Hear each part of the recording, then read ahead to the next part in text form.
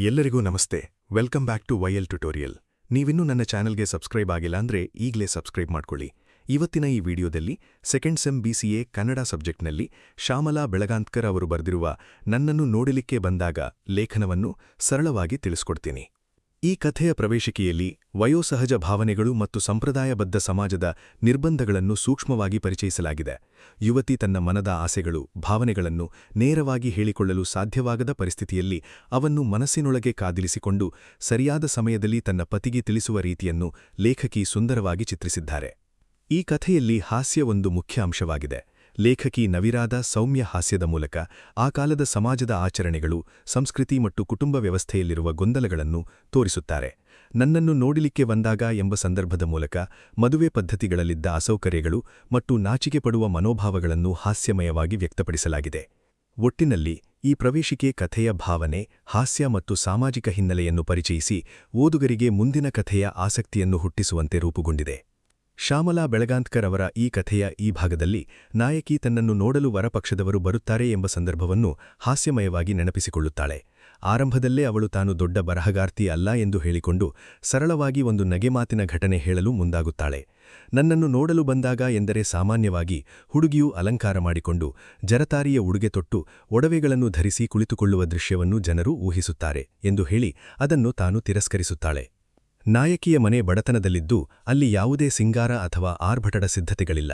ಅವಳು ಹಾಗೂ ಅವಳ ಕುಟುಂಬವು ತೋರಿಕೆಯ ಸಿರಿವಂತಿಕೆಗೆ ಮಹತ್ವ ನೀಡುವುದಿಲ್ಲ. ಸರಳವಾದ ಹುಲ್ಲುಗುಡಿಸಲು ಮನೆ, ಸ್ವಲ್ಪ ಸ್ವಚ್ಛತೆ, ಒಂದು ಜಮಖಾನೆ ಹಾಸುವುದು, ಚಹಾ ಫಲಹಾರ ವ್ಯವಸ್ಥೆ ಇವುಗಳಷ್ಟೇ ಸಿದ್ಧತೆ. ಇದು ಆ ಕಾಲದ ಬಡವರ ಜೀವನ ಶೈಲಿಯನ್ನು ಹಾಗೂ ಅವರ ಸರಳತೆಯನ್ನು ತೋರಿಸುತ್ತದೆ.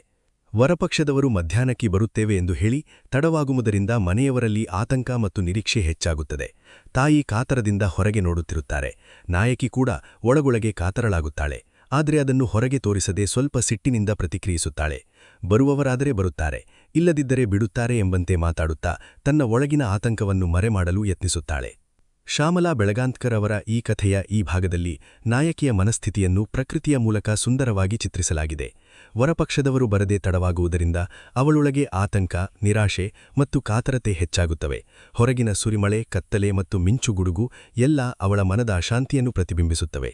ಮಳೆಯ ನಂತರ ಚಂದ್ರನು ನಿಧಾನವಾಗಿ ಕಾಣಿಸಿಕೊಳ್ಳುವಂತೆ ಅವಳ ಮನದಲ್ಲೂ ಸ್ವಲ್ಪ ಆಶೆ ಮೂಡುತ್ತದೆ. ಆದರೆ ನನ್ನ ಚಂದ್ರಮ ಇನ್ನೂ ಕಾಣಲಿಲ್ಲ ಎಂದು ಹೇಳುವುದರಿಂದ ಅವಳ ನಿರೀಕ್ಷೆ ಇನ್ನೂ ಅಪೂರ್ಣವಾಗಿದೆ ಎಂಬುದು ಗೊತ್ತಾಗುತ್ತದೆ. ಮನೆಯವರೆಲ್ಲರೂ ಊಟ ಮಾಡಿಕೊಳ್ಳುವ ಸಂದರ್ಭದಲ್ಲೂ ನಾಯಕಿಯ ಮನಸ್ಸು ಅಶಾಂತವಾಗಿಯೇ ಇರುತ್ತದೆ. ಅಷ್ಟರಲ್ಲಿ ಭಾವನ ಗೆಳೆಯ ಬಂದು ಹುಡುಗ ಬಂದಿದ್ದಾನೆ ಎಂಬ ಸುದ್ದಿ ಹೇಳುವುದರಿಂದ ಮನೆಯಲ್ಲೇ ಸಂತೋಷ ಮೂಡುತ್ತದೆ.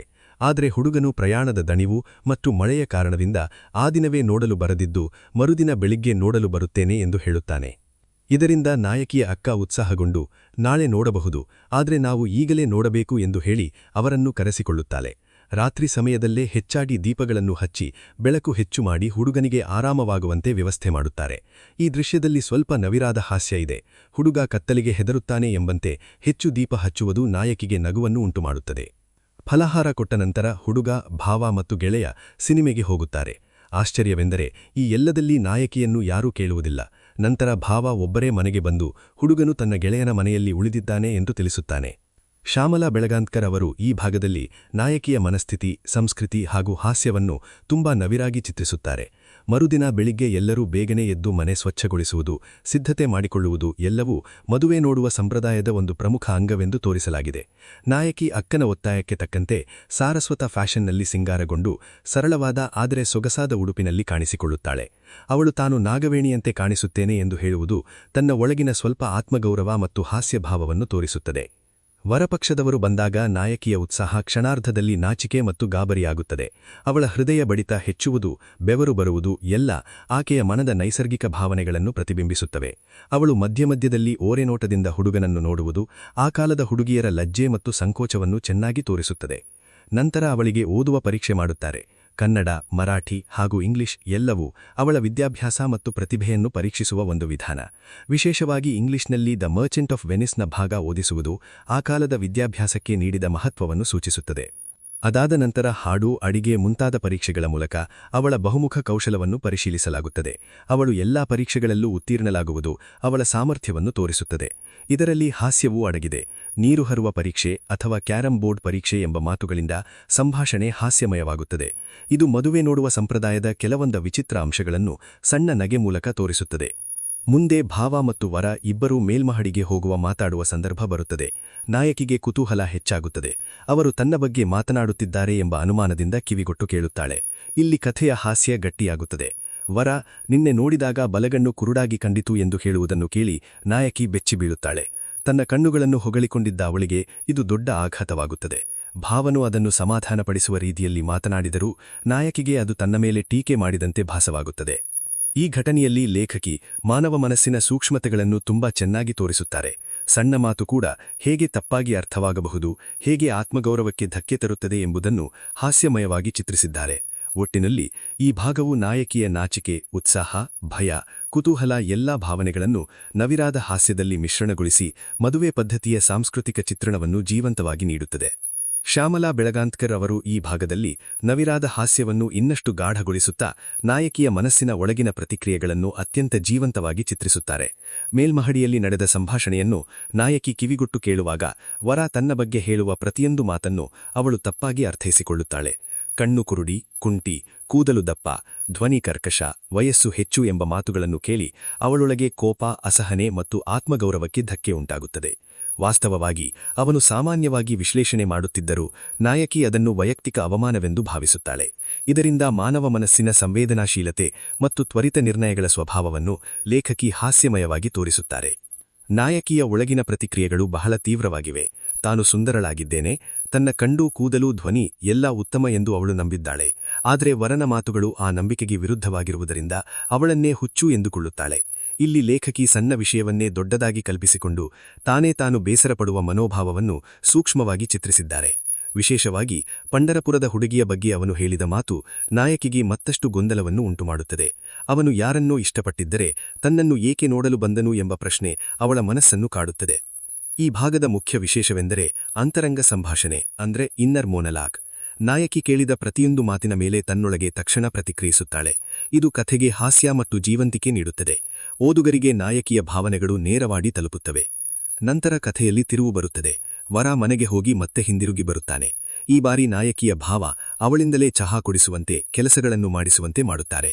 ಅವಳು ಅವರ ಎದುರು ಹಲವಾರು ಬಾರಿ ಹಾಯ್ದು ಹೋಗುವಂತೆ ಮಾಡುತ್ತಾರೆ. ಇದು ಒಂದು ರೀತಿಯ ಪರೀಕ್ಷೆ. ಹುಡುಗನು ಅವಳ ನಡೆ, ವರ್ತನೆ, ಸಹಜ ಸ್ವಭಾವವನ್ನು ಗಮನಿಸಲು. ಬೆಳಿಗ್ಗೆ ಅವನು ಹೇಳಿದ ಮಾತುಗಳ ಬಗ್ಗೆ ಭಾವನೆಗೆ ನೋವಾಗಿರಬಹುದು ಎಂಬುದಾಗಿಯೇ ಸಂಜೆ ಅವನನ್ನೇ ಪರೀಕ್ಷಿಸಲು ಈ ಕ್ರಮ ಕೈಗೊಳ್ಳುತ್ತಾರೆ ಎಂಬುದು ಇಲ್ಲಿ ಅರ್ಥವಾಗುತ್ತದೆ. ಇಲ್ಲಿ ಲೇಖಕಿ ಹಾಸ್ಯವನ್ನು ಮತ್ತಷ್ಟು ಗಟ್ಟಿಗೊಳಿಸುತ್ತಾರೆ. ಬೆಳಿಗ್ಗೆ ನಾಯಕಿ ತನ್ನನ್ನು ಕುರುಡಿ, ಕುಂಟಿ ಎಂದುಕೊಂಡಿದ್ದರೆ ಸಂಜೆ ಅವಳನ್ನೇ ಓಡಾಡಿಸಿ ಪರೀಕ್ಷೆ ಮಾಡುವ ಮೂಲಕ ಆ ಅನುಮಾನಗಳು ತಾನೇ ತಪ್ಪು ಮಾಡಿಕೊಂಡಿದ್ದಾಳೆ ಎಂಬುದು ಸ್ಪಷ್ಟವಾಗುತ್ತದೆ. ಅಂದರೆ ಅವಳ ಭಯ ಮತ್ತು ಕಲ್ಪನೆಗಳು ಅತಿರಂಜಿತವಾಗಿದ್ದವು. ಒಟ್ಟಿನಲ್ಲಿ ನಾಯಕಿಯ ಅತಿಸಂವೇದನಾಶೀಲ ಮನಸ್ಥಿತಿ, ಸಣ್ಣ ಮಾತುಗಳನ್ನು ದೊಡ್ಡದಾಗಿ ಅರ್ಥೈಸುವ ಸ್ವಭಾವ, ಮದುವೆ ನೋಡುವ ಸಂಪ್ರದಾಯದಲ್ಲಿನ ವಿಚಿತ್ರ ಪರೀಕ್ಷೆಗಳು ಮತ್ತು ಈ ಎಲ್ಲದರ ಮಧ್ಯೆ ಹರಿದಾಡುವ ನವಿರಾದ ಹಾಸ್ಯ ಎಲ್ಲವನ್ನೂ ಅತ್ಯಂತ ಸೊಗಸಾಗಿ ಲೇಖಕಿ ಚಿತ್ರಿಸಿದ್ದಾರೆ. ಶ್ಯಾಮಲಾ ಬೆಳಗಾಂತ್ಕರ್ ಅವರು ಕಥೆಯ ಈ ಕೊನೆಯ ಭಾಗದಲ್ಲಿ ಪೂರ್ವದಲ್ಲಿ ಉಂಟಾದ ಗೊಂದಲವನ್ನು ಅತ್ಯಂತ ನವಿರಾದ ಹಾಸ್ಯದ ಮೂಲಕ ಪರಿಹರಿಸುತ್ತಾರೆ. ನಾಯಕಿ ಮೊದಲು ಕೇಳಿದ ಮಾತುಗಳಿಂದ ಮನಸ್ಸಿಗೆ ಬಂದ ನೋವನ್ನು ಯಾರಿಗೂ ಹೇಳದೆ ಒಳಗೊಳಗೆ ಕುದಿಯುತ್ತಲೇ ಇರುತ್ತಾಳೆ. ಆ ಘಟನೆ ನಡೆದರೂ 6 ತಿಂಗಳ ನಂತರ ಅದೇ ವರನೊಂದಿಗೆ ಅವಳ ವಿವಾಹ ನಡೆಯುತ್ತದೆ. ಬಡತನದಲ್ಲೇ ನಡೆದ ಈ ವಿವಾಹ ಆರ್ಭಟವಿಲ್ಲದಿದ್ದರೂ ತೃಪ್ತಿ, ಸುಖ ಮತ್ತು ಸಮಾಧಾನದಿಂದ ಕೂಡಿದೆ ಎಂಬ ಸಂದೇಶವನ್ನು ಲೇಖಕಿ ನೀಡುತ್ತಾರೆ.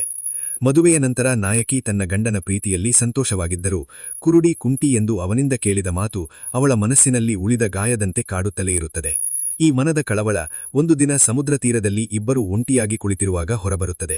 ಆ ಕ್ಷಣದಲ್ಲಿ ಅವಳ ಭಾವನೆಗಳು ಉಕ್ಕಿಬರುತ್ತವೆ. ಅವಳು ತನ್ನ ಗಂಡನನ್ನು ನೇರವಾಗಿ ಪ್ರಶ್ನಿಸುತ್ತಾಳೆ. ಇಲ್ಲಿ ಅವಳ ಧೈರ್ಯ, ಆತ್ಮಗೌರವ ಮತ್ತು ಮನಸ್ಸಿನ ತೀವ್ರತೆ ಸ್ಪಷ್ಟವಾಗುತ್ತದೆ. ಆದರೆ ಕಥೆಯ ಪ್ರಮುಖ ತಿರುವು ಇಲ್ಲಿಯೇ ಇದೆ.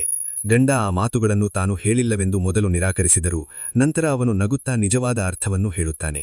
ಕುದುರೆಗಾಡಿ ಬಗ್ಗೆ ಮಾತನಾಡಿದ ಮಾತನ್ನು ನಾಯಕಿ ತಪ್ಪಾಗಿ ಅರ್ಥೈಸಿಕೊಂಡಿದ್ದಾಳೆ. ಅವನು ಕುದುರೆ ಎಂದಿದ್ದನ್ನು ನಾಯಕಿ ಹುಡುಗಿ ಎಂದು ತಪ್ಪಾಗಿ ಕಲ್ಪಿಸಿಕೊಂಡಿದ್ದಾಳೆ. ಅದೇ ರೀತಿ ಇತರ ಮಾತುಗಳನ್ನು ಕೂಡ ಅವಳು ಅತಿರಂಜಿತವಾಗಿ ಅರ್ಥಮಾಡಿಕೊಂಡಿದ್ದಾಳೆ. ಈ ಗೊಂದಲ ಪರಿಹಾರವಾದಾಗ ಕಥೆಯ ಹಾಸ್ಯ ತನ್ನ ಶೃಂಗಾರ ತಲುಪುತ್ತದೆ. ನಾಯಕಿಯ ಸಿಟ್ಟು ಸಹಜವಾದದ್ದೇ ಆಗಿದ್ದರೂ ಓದುಗರಿಗೆ ಇದು ಹಾಸ್ಯಮಯವಾಗಿ ಕಾಣುತ್ತದೆ. ಲೇಖಕಿ ಇಲ್ಲಿ ಒಂದು ಪ್ರಮುಖ ಸಂದೇಶ ನೀಡುತ್ತಾರೆ. ಮನಸ್ಸಿನ ಕಲ್ಪನೆಗಳು ಮತ್ತು ತಪ್ಪು ಅರ್ಥಗ್ರಹಿಕೆಗಳು ಅನವಶ್ಯಕ ಗೊಂದಲಗಳನ್ನು ಉಂಟುಮಾಡುತ್ತವೆ.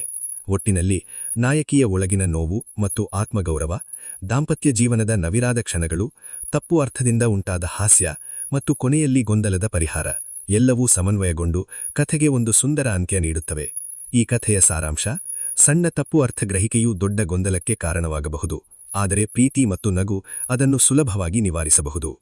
ಈ ವಿಡಿಯೋ ನಿಮಗೆ ಇಷ್ಟವಾಗಿದ್ದರೆ ಲೈಕ್, ಶೇರ್, ಕಾಮೆಂಟ್ ಹಾಗೂ ಸಬ್ಸ್ಕ್ರೈಬ್ ಮಾಡಿಕೊಳ್ಳಿ. Thank you.